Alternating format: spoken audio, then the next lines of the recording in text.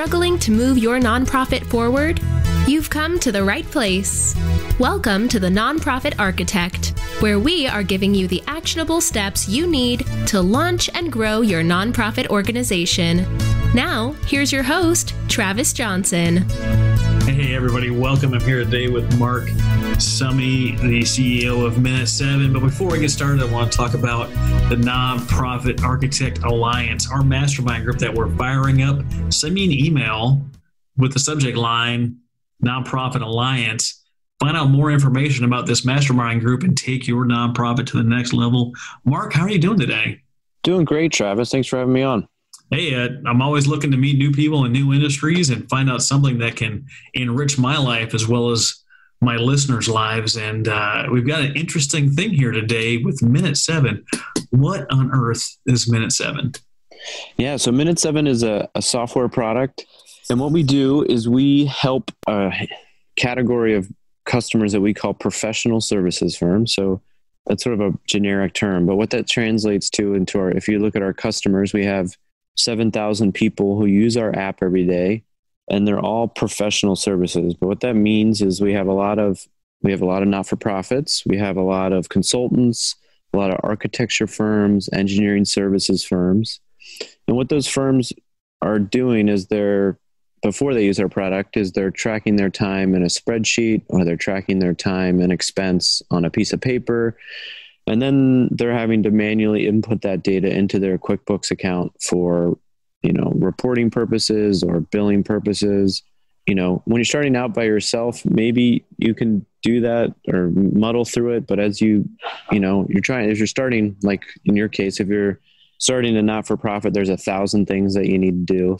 You don't have much time. So manually typing information into QuickBooks is not a great use of your time. So the way we help you do that much more efficiently is you could just put your time in your mobile app on your phone, and then you can sync it or push it directly into your QuickBooks account. So really what we do is we save our employees a bunch of time. We sort of think of ourselves as like a back office admin tool, so that you're not having to do that work yourself. You can use have our software do that work, so you can go back to more high impact work at your company. So that's what we do. We've been doing it for 12 years. We're really focused on, this specific type of customer in terms of like professional services and not-for-profit firms, just because there's a lot of time tracking products out there. They try to be, all things to all people, but we're really narrowly focused. What that translates to from the interface is a really simple, easy to use interface. So we don't have a bunch of extra features that you don't need. We're able to really slim that down into a really easy to use system that allows you to track your time and expense and get that information into your QuickBooks account. That sounds like a huge time saver. I know that nonprofits always have a ton of things to do. They're dealing with the board. They're trying to commit time to donor relations, and that is so important. Then you have this big pool of volunteers that comes as so vital, so helpful to everything that nonprofits do. And you have all these things on your plate all the time. Minute 7 is one of those things that can come, take a little time, put it back in your pocket so you can use that time towards something else, something more valuable than just data entry, which we were talking before the show and talked about the archaic method of using a spreadsheet and then manually entering into QuickBooks. And I'm pretty sure I made that little face that looks like you're throwing up and just like, ugh. Talking about it. All of the things that we do and that we talk about on the show is that behind the scenes, behind the curtain, tips and tricks that are going to help save you time, prevent you from getting these headaches, letting someone else's story of hardship change the way you look at the thing you're going to do next to save you from going and repeating the same mistakes. And if you're spending time, tons of time inputting this data into QuickBooks, this has got to be something that you get on board with so you can save that time, put it to something more valuable, and back to what you're doing that's important. Yeah, that's right. The other thing to mention, I guess I forgot, is that oftentimes what people will have, not-for-profits, is in their QuickBooks account, they'll have a list of all the grants that they've got, but they need to track time to those specific grants. And we're able to pull that information into our system. So it allows you to get up and running very quickly. So like you don't have to, manually type in your employee's name or your grant's name into minute 7. If it's already in your QuickBooks account, we can just pull that in. You can start tracking time towards it right away. So there's not a lot of setup required in terms of getting minute 7 up and running. If you have a QuickBooks account, we're able to pull that information in, and you can get off and running right away with minute 7. So you got to have QuickBooks as the only thing you currently integrate with, but you're working on integrating with Xero. Is that correct? That's right. Yeah, we're excited about that. So a lot of people know QuickBooks, but there is another accounting system that is large outside the U.S. There's a lot of people in Australia and New Zealand that use it, and then they're trying to move. So they have customers in Europe and UK and also in the U.S. So it's sort of the second largest accounting system for small businesses. And yeah, we're building integration with them as well. So it's similar to our QuickBooks integration. You'll be able to do the same thing. So if you're using QuickBooks or Xero, you'll be able to use minute 7 to track your time and expense. Now, I know a lot of my listeners are still in that startup phase or getting things going, and they're like, oh, it sounds great. It sounds like this is something I can use. And in the back of their mind, they're like, yeah, but what's it going to cost me? Yeah, so we're not very expensive. And I guess I have 2 things there. One, we don't cost that much to start off with, which is good. We're only $8 per month. But the other thing that I'd like to offer your listeners is a discount to anyone who's listening. So if you are listening, if you just email me, my email address is marc, MARC, @minute7.com. And that's MINUTE, the number 7.com. And in the subject line, you just put nonprofit architect, listener or nonprofit architect. I'll give you a 20% discount off that price. So I'd love to meet some of the listeners out there, and would love to have them try our product out, and be happy to give you a discount to do so. That's awesome. It's $8 a month for the whole organization, or $8 a month per user? Yeah, per user. That's a good distinction. Yeah. So it's per user. There's no other hidden fees. So we're not trying to sneak fees on you, and we feel like we have a reasonable competitive price, but it is, and it scales up and down. So if you have temporary employees for 1 month and you add an employee, would charge $8 more. But if you're not using that employee, you can remove them from your account, and it would go back, your cost would go back down $8. So, or in this case, a 20% discount off $8. I don't know what that's at, $6.40 per user. But yeah, we're meant to scale up and scale down with your business. So if you're doing well and adding employees, we'll add some incremental costs. But if you're scaling down and removing employees, we'll scale that cost down with you. Yeah. So with the discount, I mean, if you had 10 employees using this thing, tracking it, it would be $80 a month. But with the discount, saving $1.60 times 10, saving $16, you'd be at $66 a month instead of $80 a month. So reasonably either way. And if you're a solo shop, you're getting, these services for $6.40 a month, which I find that hard to beat in just about any service you're going to get online unless it's free. So yeah, I mean, plus I would think about how much is valuable is your time. Like if you're saving an hour or 2 per month by using this tool, I would argue your hourly rate's probably worth more than $6 an hour. So I would think of it that way too. If it saves you 2 hours and minimum wage 7, whatever, or if you're in a major city and it's 12 or 15, it's a no-brainer. But you have kind of a passion for yourself too. You were raised by a single mother. We're the same age. We're both 38, and looking for a nonprofit that helps out single moms. Is that what you're looking for? Yeah. So we talked a little bit about causes that I'm passionate about. A lot of ways to look up to my mom and admire. She took on the load of a majority of the load of raising my brothers and I. I'm interested in learning about folks that are sort of supporting that cause. I felt that intimately growing up, sort of the struggles of a single parent having to raise and deal with 3. I had one of 3 boys, and we had our moments where I'm sure we tested our mother's will. But yeah, I am curious to learn. So if anyone's out there that's focused on that cause, I'd love to learn more about what you're doing and figure out ways I could support it or help it. I was going through my database and through my mental Rolodex, trying to think of all the nonprofits that I've talked to over the past year. And this project started probably July of last year, maybe even late June last year. We didn't launch the podcast till September, but I don't think I have any nonprofits that I know of directly that directly impact single moms as their primary mission off the top of my head. I do know of a foundation in Oklahoma City here that their primary mission is to get a female head of households full ride at college. I did have a friend of mine, Kelly Ferris, get awarded a full ride scholarship from Women of the South Foundation, South Oklahoma City.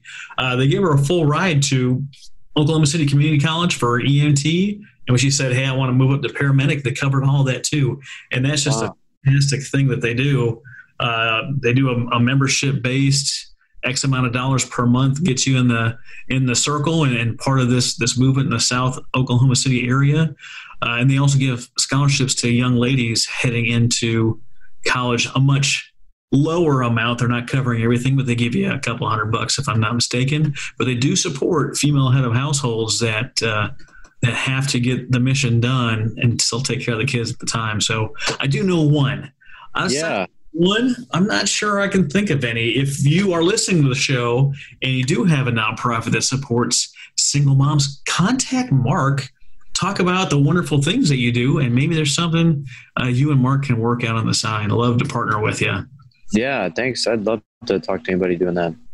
That's good stuff. I know you're on the north side of Chicago, and you've got 3 young girls, 3 gals under 5. Were you and your brothers that close in age?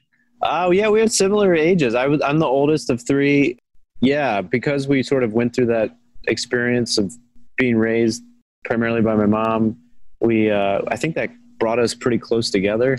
So my brothers and I are all very tight. They live in California now, but we're still very close. And I hope my daughters have that same bond that I felt with my brothers. They're similar. They're about 2 years apart, all 3 of them. So they're at that sort of ripe age where they're not too far apart, that hopefully they can form some good bonds and good relationships and stay close through the years. Let's hope it's not payback for the kind of situation you put your mom through when you were growing up. Yeah, I know.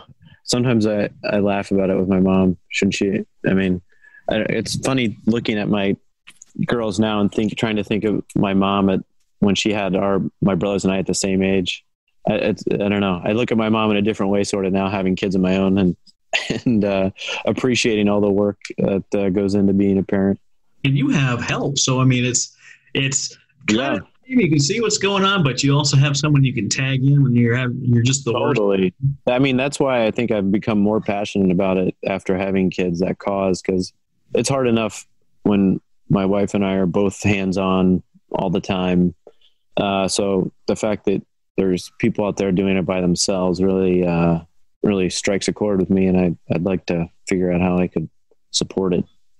So you guys have been doing, back to the business side a little bit here. You have been working remotely before COVID, and then COVID happened, and you didn't really rock your business boat at all. But for those people listening at home that are maybe doing nonprofit work part-time or full-time, or they're doing it by themselves and they're no longer going to a work or to an office, what are some of the things that you've had implemented in your remote work life since the beginning that could maybe help some of these people that are trying to get it done and figure out how to do it better? Yeah, so we were already using like a bunch of tools that allowed us to work remotely. And there's a bunch of free tools out there that I'm sure a lot of your listeners use, but if not, they should try them. One is the one we're using right now. Zoom is a great product that we use all the time. We use Slack a lot for communicating to one another. So if you have a team, what is Slack? So it's a communication chat tool. So it's like real-time chat. So you can, but it can be asynchronous. So meaning like I can post a message and then go back to work and check it sort of when I want to check it. I thought it was like kind of like a project management tool. Yeah, that's right. It's used. I mean, it's a chat tool, but it's used for work. So you're using it to communicate with your team members about whatever you're working on, status updates, questions. You can post things like screenshots and things like that in there if you're trying to work out a problem that you need some sort of visual representation. So it sort of stores all the information too, so you have it for historical reference. If you need to reference it back later, you can go look at the chat history and be like, okay, this is what we decided. And so it's a great tool. We use Gmail, which everyone knows about. For customer support, we use a tool called Zendesk that allows us to manage our, Zen? Yeah, it's Zendesk. That one costs, I think it's like $9 a user or something like that.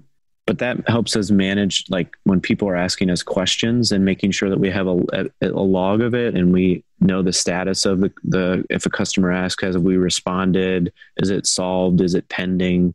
Those type of things. Because in email, sometimes if you're getting a lot of email, you miss things, and Zendesk keeps it all organized in one spot. So you know what status, and are you servicing your customers at a high level or not? So that's been a good tool for us. I imagine that'd be helpful. Like if you had a call out to a donor, you were waiting for a call back or an email back, and they sent it to you, that would be in your queue for them to give you a little attention to follow up with that donor. And I imagine with Slack, if you have different people, different volunteers or different employees working on planning an event, and you could see where everyone was at in the planning process, or they did one last year and you want to make sure you didn't follow up with the same mistakes that you made the year before under a different team, you could use that historical data to help train your new team. Say, hey, make sure you do this. They did this wrong. They covered this here. They did this well. And it would save you time, and it's almost like a training tool. Yeah, that's a great point. We use Slack and Zendesk for those exact reasons. Like if you're bringing on a new customer support person, they can reference all the historical questions that your customers have asked, and they see, oh, okay, this is how we respond to them. So it speeds up their training. You're not having to wait for inbound calls. You have all this stuff to reference, and allows them to get up to speed very quickly. Yeah, there's definitely a high turnover rate in some positions in the nonprofit world. Executive director, fundraising coordinator, even program director, between 12 months and 36 months is essentially what you're getting, unless you are a much bigger nonprofit where you have some kind of promotion progression or something of that nature, where you're really, something that's sought after and they're coming to you on purpose, not just falling in your lap. You have to be able to manage these programs not only across time, but across people. You might go through 2 or 3 executive directors or fundraisers in between when you did an event or when you last talked to a customer to where they are now. And if the person answering the phone cannot find this information, chances are you lost that donor. You lost that person that cares about your mission because they don't feel that you care about them. It's pretty amazing. I think about it sometimes. If I'm an optimist, but if you had tried to starting a business 20 years ago versus today, there's all these free tools that are out there that sort of allow you to do a much more like a solopreneur or a single person. So in a lot of ways, we're really lucky to be in this world that we're born at this time. If we're interested in doing our own thing or starting something, it's easier than it's ever been to do this stuff because of all the tools that are out there for us. So not that it's easy overall. There's still going to be challenges, obviously, anytime you're trying to start something, but in terms of free tools to help you, it's never been better. If you're listening to this show right now and you're not connected with me on Facebook, go to facebook.com/nonprofit architect, friend me, and go back to, I don't know when this episode is going to come up, but go back to August 7th this year. I put a call out for people to dump their free tools onto my timeline there. And I got about 174 responses. So Slack and Zoom were both on there. Zendesk was not on there. That's $9 a month. That's definitely reasonable. It's not free, but there is a gigantic list of free resources on my page right now that you can go and grab. Find something that is going to help you out. You can't just steal pictures on the internet. You can be held liable in court for these, but there is things in my timeline right now that you can go to get free stock photos to do. That's great. Connect I'll have with to check that out myself. There is just tons and tons and tons of free tools out there. But if you don't know they exist, it doesn't matter if it's free or $1 million because you can't use it anyway. So go through, hop on, friend me, go through the list, find something that's going to work for you, and put it to work. There's nothing like multiplying, being a full force multiplier by using the right tools to help you advance, promote your nonprofit to get you where you want it to be. Yeah, that's great. I'm glad you organized that info. I stole it. I saw it on LinkedIn that someone did it, and I just copied the post over to mine and watch it fill up. I took the tools I didn't see people posting on my Facebook one from the LinkedIn one and made the list super long. Now I got to have someone go through and compile those into one sheet so someone can grab the free PDF and click through it. And if you're listening to this for the first time, go look at my other shows. There's free PDFs, and about half of them where the things that they're talking about, they've put into a PDF so you can follow along to make sure that you do it right when you go to employ whatever it is they're talking about. Mark, thanks for being on the show today. I know Minute 7 is $8 a user per month. You get a 20% discount if they send you an email, mark@minute7.com with nonprofit architect in the subject line. Mark, do you have any parting words for our listeners today?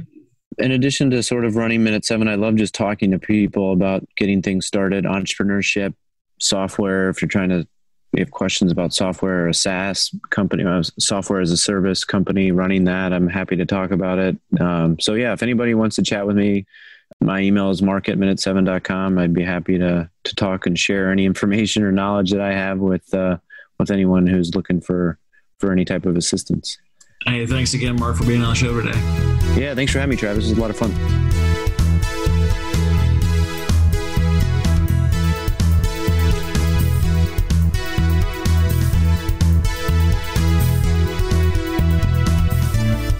You've been listening to The Nonprofit Architect. To listen to all our past shows, visit http://nonprofitarchitect.org. And be sure to subscribe, rate, and review our show. Thank you.